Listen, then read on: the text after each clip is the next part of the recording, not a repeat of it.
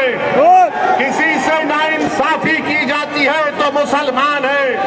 किसी के बच्चे स्कूल में नहीं पढ़ते तो मुसलमानों के बच्चे स्कूल में नहीं पढ़ते। किसी को अगर हुकूमत के जुल्म का शिकार होना पड़ता है तो मुसलमान होता है।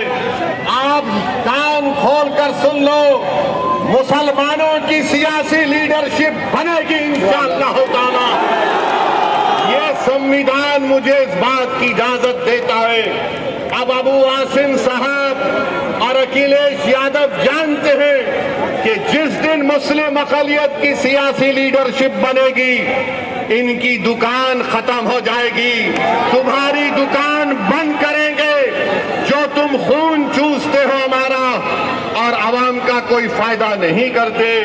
मेरे अजीज दोस्तों और बुजुर्गों, मैं आपको बताना चाह रहा हूं कि गोवंडी से अगर ड्रग्स का खात्मा करना है तो 15 तारीख को पतंगकोट देना है।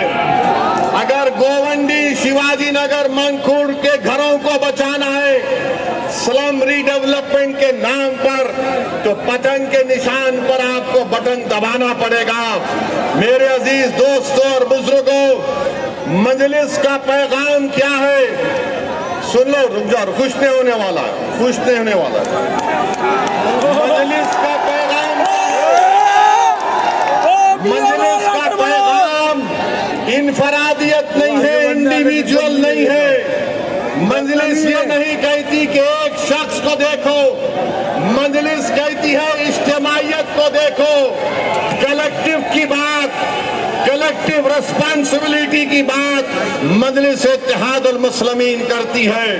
समाजवादी बोलती है एक शख्स को दो। मैं क्या चाहता हूं कि मजलिस के प्लेटफॉर्म पर एक नहीं बल्कि 100 की तादाद में आपके दुआ और वोटों से जमीनी सतह से आपका लीडर पैदा हो जाए। ये काम में आपको ताउन करना है मेरे भाई। लीडरशिप को बनाना है जो आपकी आवाज में बात करेगा, जो आपके तकालीफ और मसाइल को बयान करेगा।